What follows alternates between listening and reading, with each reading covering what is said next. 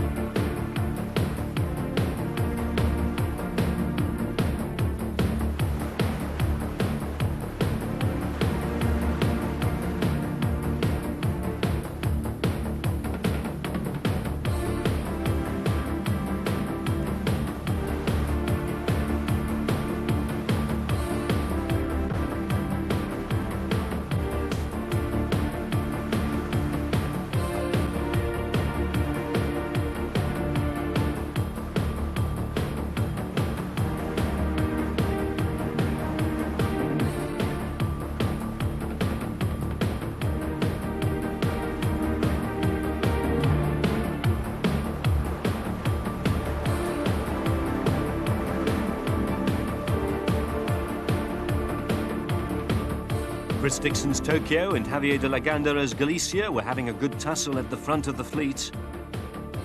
New Zealand Endeavour held a brief lead until Intrum moved north to avoid being on the wrong side of a developing low-pressure system.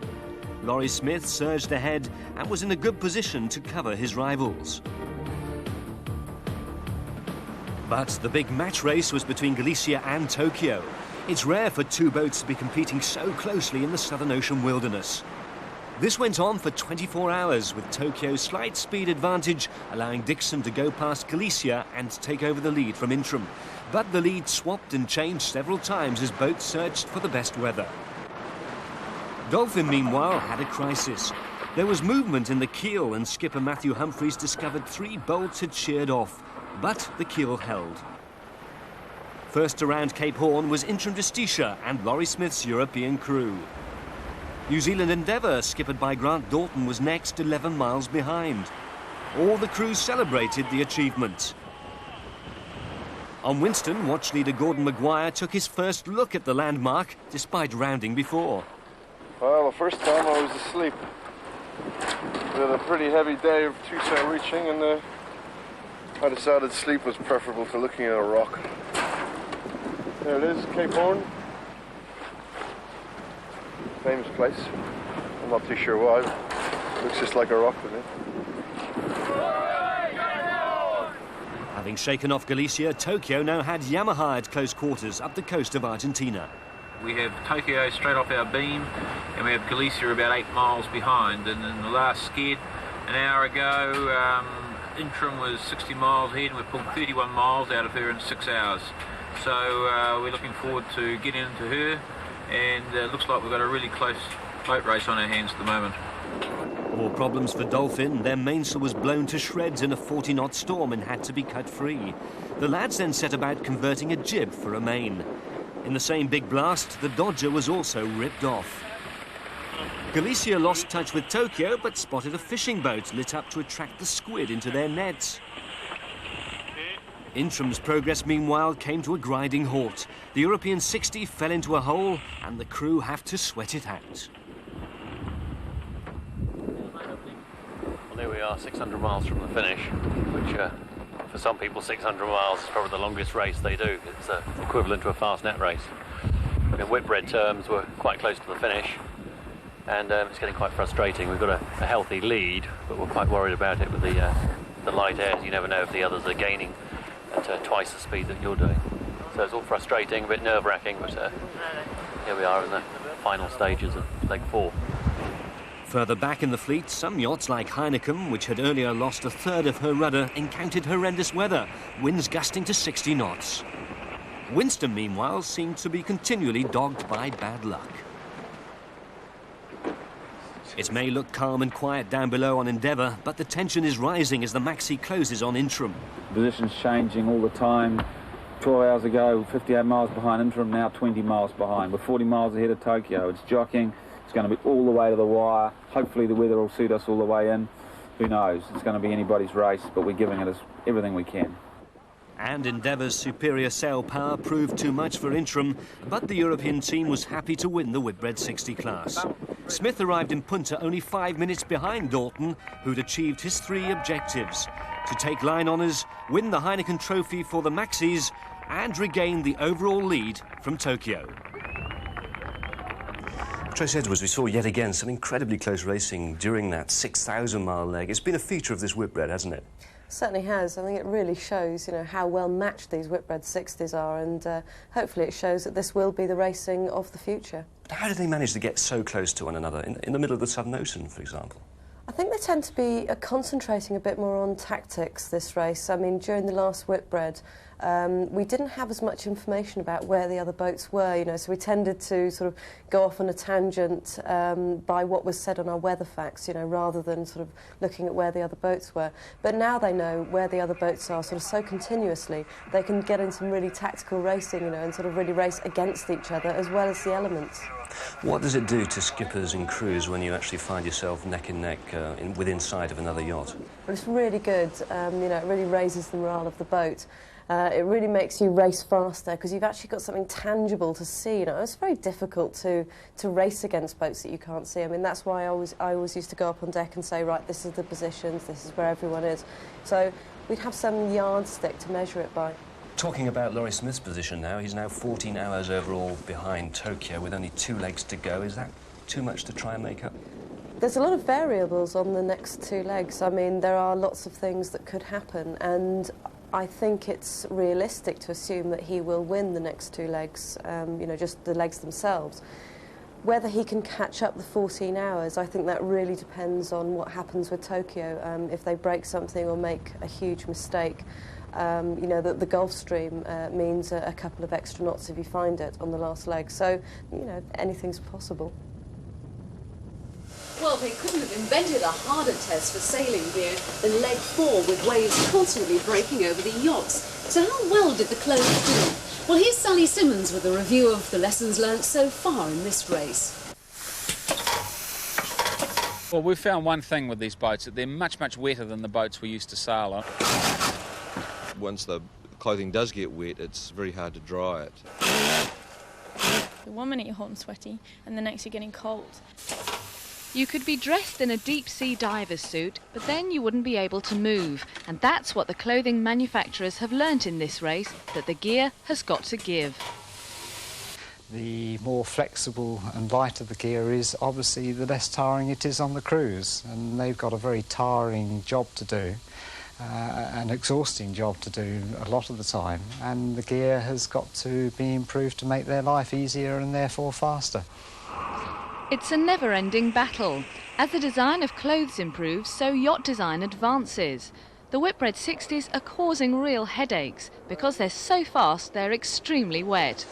The designers rely on feedback from crews to improve clothing. It's good, but not perfect just yet. I mean, there's always going to be improvements. You know, more warm socks would always be a good one. Socks that don't get, that even when they do get wet, because of course they always do, stay warm. A lot of headgear, a lot of glove gear would be a good improvement. You could do quite a lot of work from sort of almost the neck up, because the water goes down your neck and protect your whole head. And we've turned to actually wearing full ski goggles and masks on the boat now, just to try and be able to see through the spray. The materials are all man-made fibres because they dry so much more quickly. Jackets are made of rubber-coated nylon and every seam is taped to make them completely waterproof.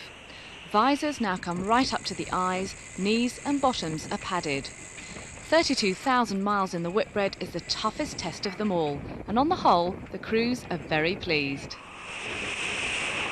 The boats are just incredibly wet, and for the gear to work as well as it has done, and you know you can go on deck and you're going to be dry, you know, you come down below and everything underneath is dry, and it's, you know, the clothing manufacturers have done a superb job, definitely.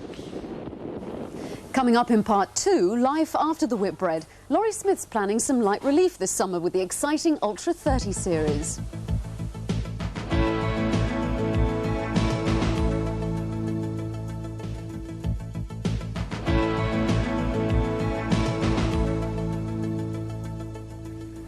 Welcome back. Now I should think the crews of Heineken and Dolphin will be looking forward to getting back to sea next week for a rest. Both yachts are undergoing major repairs and most of the work is done by the crews themselves. The entrance to the port of Montevideo, capital of Uruguay. Normally it's all about ships bringing trade from all over the world. Right now it's also a temporary home for 2 usually sleek Whitbred racing yachts. Heineken, the women's entry, and Dolphin and Youth, the British boat. Dolphin have a team of 6 working up to 16 hours a day repairing the keel that started to loosen in the Southern Ocean, prompting fears the yacht would capsize. Removing the keel was a tough and painstaking operation. David White, brought in to coordinate the work, could only hope. Eventually the keel slid out, but things moved slowly in Montevideo. Just lifting the yacht out of the water and moving it into position took 18 hours. Much frustration, but morale remains high. Very good spirit, considering they work 6:30 to 11:30 at times, and it's a long day. Humphreys is sure the keel will be much stronger after the repairs. The yacht should be back in Punta in the next few days. Meanwhile, Heineken is undergoing work in the same yard minus 1 rudder, a third of which sheared off in the last leg. The rudder's been sent to Buenos Aires for repairs. But skipper Dawn Riley is confident the boat will be in perfect shape for the restart next Saturday.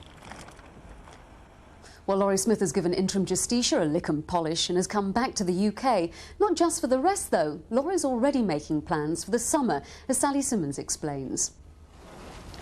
What a contrast from sailing in the wild wastes of the Southern Ocean to suddenly being on a narrow stretch of the River Thames to launch a new series of Ultra 30s. And it was hard work even for the talents of Laurie Smith, especially passing under Tower Bridge. There's no wind right under the bridge, and we got a little bit stopped at one port and nearly capsized, and you know, you can only go so far before you hit one of the pillars, so it was a bit of a hair-raising, but we made it. Ultras are unstable but fast. They can do 25 knots in the space of a small racetrack. Laurie broke the speed record 3 times in the Whitbred, and the Ultra 30s give him that same feeling of being on the edge. So they're both high performance, but apart from that, yeah, one weighs 12 tons and this weighs half a ton. I mean, I enjoy both things. Obviously, with these though, you can go home at night and get into a warm bed. It's a bit different than the Whitbred boats. I mean, these boats are good fun all the time. The Whitbred boats are good fun some of the time.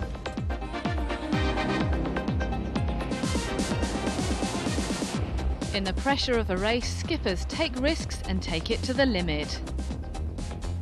New sponsors Vauxhall are a welcome sight for the Ultra 30 series.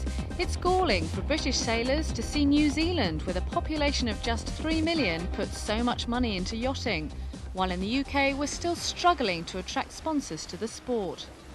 Auckland's the capital, it's right on the ocean front there, and a lot more people in Auckland are interested in sailing than, you know, London's not right on the ocean. I think that's the biggest reason.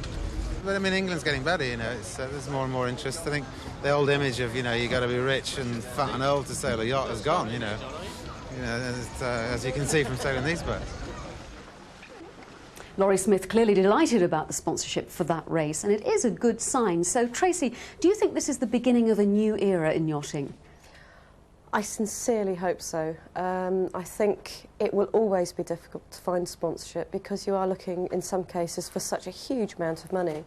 And also, it's a very long-term investment for some companies, especially if you're talking about doing a Whitbred, you know, you're talking about 3, maybe 4 years, you know, so that's quite long-term planning. Cast your mind back to when you had to drum up support for Maiden. Was that a long, drawn-out affair? Yes, I think I can safely say that that was probably the longest project that we ever did. I mean, when we got to the start line, doing the race was actually the easy part, but it did take a long time. I mean, we wrote to over 260 companies in Britain, and I mean, I'm sure some of them are thinking, no, I wish we'd sponsored Maiden. And it was a shame that we had to go abroad to another country to get the sponsorship. But I think Maiden again proved, in a way, you know, that we did get so much coverage, you know, that it really was worth it. So hopefully that'll be, again, a good sign for the future. Well, the general feeling is that the sponsors have been good in this race. Does that bode well for the next race, do you think? I hope so, and I really hope that skippers and crews now realise how important it is to treat your sponsors well, you know, because you're not only treating them well for yourself, you're helping them prepare for future projects. So that is really down to the skippers and crews to keep their sponsors happy, and I think everyone is now very much more aware of that. Next, the latest news from Peter Blake and Robin Knox-Johnston on the giant catamaran Enza. But first, a chance to win a book written by Peter Blake in our competition. These are last week's winners who correctly named the skipper of Uruguay Natural as Gustavo Vanzini. They'll each receive a magnum of Champagne Mum, but I bet they don't waste it like Grant Dalton does. This week's prize is a beautiful hardback book called An Introduction to Sailing. The author, Peter Blake, has sailed since he could walk and still adores cruising with his family as a complete contrast to hard racing. So this week's question is, how many Whitbreds has Peter Blake sailed in? Is it A, 4, B, 5 or C, 6? The number to ring is 0891 66 4444. That's also the number to ring to receive race news. And if you don't win the book but still want to find out how to start sailing, ring 0784 472222.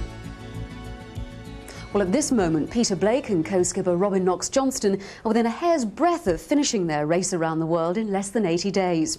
Steve Ansell reports on Enza's approach to the finish. The New Zealand Upland Pairboard's huge 92-foot catamaran with her 8 crew set off from the Handball on January the 14th, having waited 2 weeks for the right weather. This was to be their second attempt. A year ago, they pulled up after hitting an underwater object. I think if we did it in less than 79 days and 6 hours, we'd be highly delighted. If we do it in considerably less, we'll be ecstatic. The start line at Ushant, France, 35 knots, a near gale for their countdown to beat the record of 79 days, 6 hours. Once across the line, Enza, along with her French rival Olivier de Kersasson in the 90-foot trimaran La Lyonnaise des Eaux du Mars, sped southwards towards the equator at breakneck speed. In fact, Enza set a new record time to the equator, averaging over 20 knots for 8 days, and set a new outright world record of 520.7 miles in 24 hours. Even the notorious doldrums around the equator didn't slow the multi-hull down, extending their lead to over 300 miles from the French and never going slower than 12 knots. Passing Brazil, South America and down towards the roaring 40s, Enza forged 5 days ahead of the world record, and once into the Southern Ocean, 400-mile days kept going on and on. Peter Blake injured his back and ribs after the boat stopped dead from 25 knots into a wave, but they continue onwards. We're averaging something like 16.2 knots since we left Ushant. You think what we need to average to get around the world in 77 days is only 14.73 knots. You can see that we're something like 3 or 4 days ahead of the programme. Diving deep towards the Antarctic, 800 miles south of New Zealand, Enza is some 1,400 miles ahead of La Lyonnaise. At 62 degrees south, icebergs and growlers become a major problem. The only heater aboard packs up, and the sole comfort is knowing they've passed halfway in 35 days. Then, 3 successive storms of 60 knots with 6-story high waves halt the catamaran as they approach the notorious Cape Horn, allowing the French to slice 1,000 miles off Enza's lead.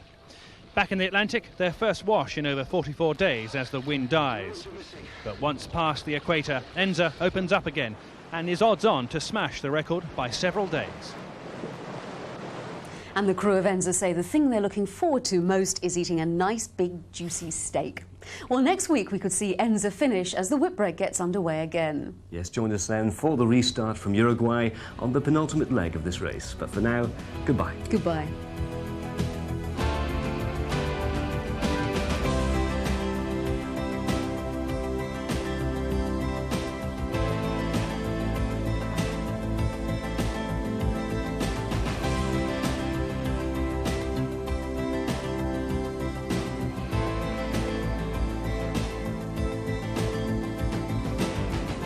Sailing the world with ITV, the Whitbred round-the-world race for the Heineken Trophy.